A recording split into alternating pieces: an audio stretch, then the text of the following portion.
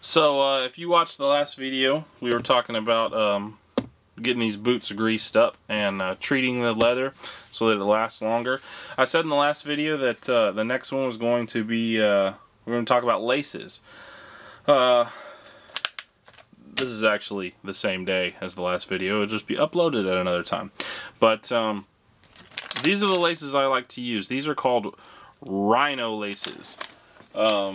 These right here are the laces that come with these boots. These are actually have never been used. I will put these in a drawer, and they will either be used for some other project or they will just be kept as spares in case something happens. But I highly doubt anything is going to bump the camera again like a professional. I highly doubt anything is going to happen to these laces because they are the only unbreakable laces on the planet. These are created by wildland firefighters, and if you know anything about wildland firefighters, you know that they require some of the toughest boots that there are. White's, West Coast, Nick's boots, Adams boots, Bear boots, Baker's boots, all these you know, $500+ sets of boots that are custom made. Those are all geared towards wildland firefighters. So if you are a wildland firefighter, thanks for what you do, and you guys are the inspiration for a lot of the stuff that I do to my boots. Even though I'm not a wildland firefighter, I do work in the oil and gas industry, and some of that stuff carries over. And taking tips and tricks from you guys as far as how you do your boots and stuff like that, it really has saved me a lot of money in taking care of my boots and getting them to last longer. These are the laces that I like to use. Let's get another pair. Let's get my old pair of boots up, and we'll talk about these laces. These are the same brand of laces. These are also Rhino laces. These are red with the little white flecks in there. Those are reflective. Why did I get reflective laces? Because I thought they looked cool. That's really the only reason. This time I went with a more kind of subdued, neutral pair of laces. These are my old boots, and they have the Rhino laces. But we'll break these open. The reason these are so cool, and the reason that they are unbreakable in the general sense of the word, is because inside of this nylon braiding there is a thin steel cable. So there's actually stainless steel cable inside of these. They still remain very flexible. You can see they kink up a little bit if you're not careful with them, but they are still flexible, very flexible. They lace up good. They go through eyelets and stuff very smoothly because of this this nylon cabling. The coolest thing about having that steel cable in there, though, is even if for some reason, which I doubt it would, even if the nylon abrades through, that steel cable is not. It's not going to braid through. It's stainless steel, so it's pretty tough. But this time I went with like a forest green, foliage green color, just for something more subdued, a little less flashy than the red with the reflective thread in it. So these are what I'm going to go with. They're called Rhino laces. You can get them on Amazon. That's where I got them. They are like $18 a pair, though. And if you're going, what? $18 a pair for laces? I can go to the drugstore and get laces for $3. Well, how long are those laces going to last? Because I've had those other ones on those other boots for 3 years. Something like that. And the color is still good on them. The color hasn't even faded on them. So that's pretty cool. To not have to buy laces for 3 years. Normally when I was wearing the laces that come with it, they would generally last, I don't know, maybe 8 months. So let's see, 8, 16... So 4 years. If you can get a pair of laces to last you about 4 years, then they've paid for themselves. These are 3 years, and they're a little kinked up and stuff, but they're not showing any sign. I mean, they're not showing any sign of breaking. I mean, they're not even wearing where they go through the eyelets. These will probably be on here if for the life of the boots. If I can get 5 years out of these boots, I bet you I get 5 years out of these laces. So same thing with these other ones.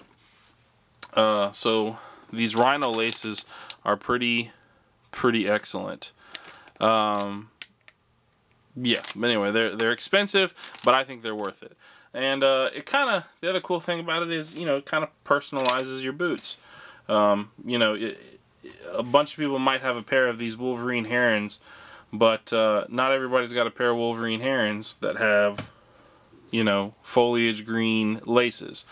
The other really cool thing about these Rhino laces is each lace has a little steel end cap. I think this is called a finial or something like that. Ferrule, maybe? I don't know. Little end piece. But it's steel, and so it goes through eyelets. Just, you know, makes it super easy. It's a little harder when you're looking through a viewfinder. But, I mean, this is not going to come apart like the little plasticky end on these laces. I mean, that's just your standard little, like, plastic dipped, shrink wrapped end piece, and I have this stuff split all the time. It does not last long. This, on the other hand, will never break. It might come off, but all you do is you pick it up if you can find it, and get a pair of pliers and crimp it back down on there. I've never had one come off the other ones, and like I said, 3 years on those other boots, and still going strong. These laces here are a little shorter than those red ones that I put on, because I find that these are the red ones that had on those the other pair of boots are a little long, but they're still fine. You just double knot them. So we're gonna try some shorter ones. Hopefully they're not too short. So we'll find out together if they are too short or not. I'll also show you how I run it through the tongues and stuff. Remember, this is the false tongue we made. This is the false tongue that comes with the boot, and I run both of them on the boots. Just why not, you know? So let's grab one of these laces. We'll put the other one aside for now. The way I do this is I'll run it through one side, and then I run it through the top of this guy. Same thing on this side. And then we run back up through the hole on there. And then we do the same thing on this other smaller false tongue. We run it up through there. Get it situated down on the actual tongue of the boot. Run that through. And then what I like to do is then kind of play with it until it's until you've got the two sides even.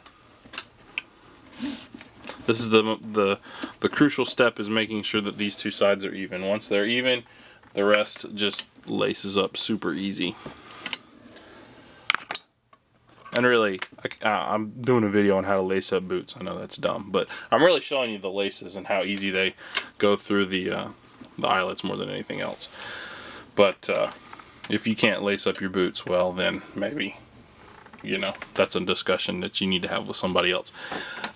So I like the inside lace to go over the outside lace when I'm lacing up the boots. I don't know why. Maybe it's just an OCD thing, but it's just, I'd always do it that way. And so on the other side, on the other boot, it will be the opposite. So if I want the inside to go on the outside, I need to start with the outside lace, and I will go through there, there, there, there. Like I said, it's lacing up boots. It's pretty self-explanatory. Now, one of the things that happens with these a lot of times is I'll have leftover mink oil and stuff, or Open-Offs or whatever, in the little eyelets.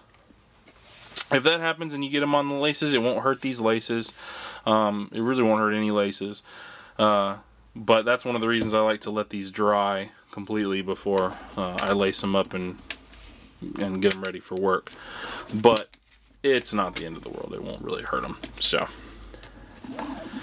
anyway, let's get these cinched up just for looks, so you can see.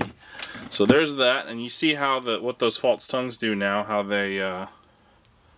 they protect the inside part from the laces. These are some pretty tough laces. So I mean, they will, especially if for some reason the nylon got abraded off, that steel cable would rub on the inside of your boot. So, up the camera again.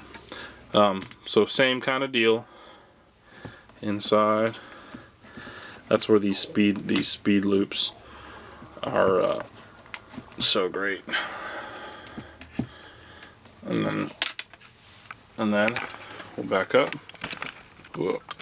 And you get the idea. So those are the Rhino laces. That is a major improvement on your boot.